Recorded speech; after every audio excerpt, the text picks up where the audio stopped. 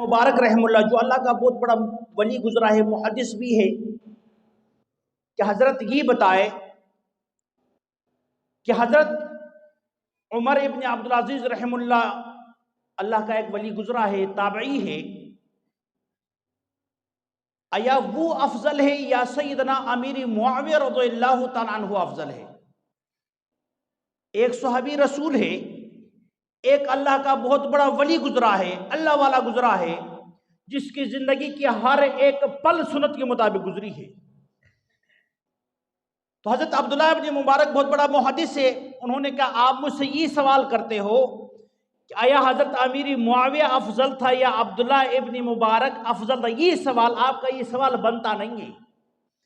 آپ کا اگر سوال یہ ہو اور پھر میں آپ کو جواب دیتا کہ جناب ایک طرف رکھو عبداللہ ابن مبارک کی ساری، ایک طرف رکھو عمر ابن عبدالعزیز کی ساری عبادات، سارے ریاضات رکھو، زندگی سارے رکھ دو، ایک طرف سیدنا امیر معاویہ رضی اللہ تعالی عنہ کا وہ عمل جو سرکار دو عالم صلی اللہ علیہ وسلم کی رفاقت کی ساتھ جب آپ کہیں جاتے، آپ کی سواری کے اوپر جو سواری دوڑنے کی وجہ سے جو مٹی اڑتی نا، وہ مٹی کی ذرات عمر ابن عبدالعزیز کی پوری زندگی سے افضل ہے۔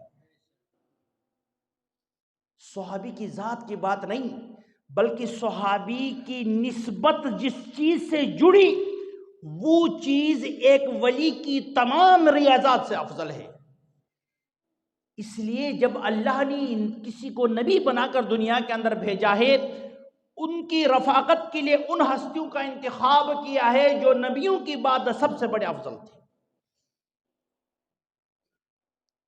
تو یہ تو ایک اللہ کا ولی کا قول میں نے آپ کے سامنے رکھا، لیکن ہم کیا کرتے ہیں؟ اللہ معاف کرے بھائی، ہم اپنی سہولت چاہتے ہیں، اپنے لیے آسانیاں ڈھونڈتے ہیں۔ ہم تو نہ اللہ کی ولی سے محبت کرتے ہیں، سچی بات تو یہ، نہ کسی صحابی سے محبت کرتے ہیں۔ جہاں مجھے اور آپ کو آسانی نظر آ جائے ہم ادھر بھاگتے ہیں۔ ہم کدھر بھاگتے ہیں بھائی؟ ادھر بھاگتے ہیں۔ حالانکہ ہمیں ادھر بھاگنے کی ضرورت نہیں ہے، جہاں اللہ کا نبی کا فرمان ہے ہمیں اس کے ساتھ ڈٹے رہنا ہے، چاہے جتنا زیادہ تکلیف کیوں نہ آئے، کیونکہ اللہ کے نبی نے اس دین کے لیے تکلیف اٹھائی ہے، صحابہ کرام نے تکلیف اٹھائی، تابعین نے، تبع تابعین نے، صلحاء نے، اولیاء نے دین کے لیے تکلیف اٹھایا ہے۔ آج ہم تک یہ دین ایک مکمل دین ہم تک پہنچی ہے، ان کے پیچھے ان حضرات کی قربانی ہے،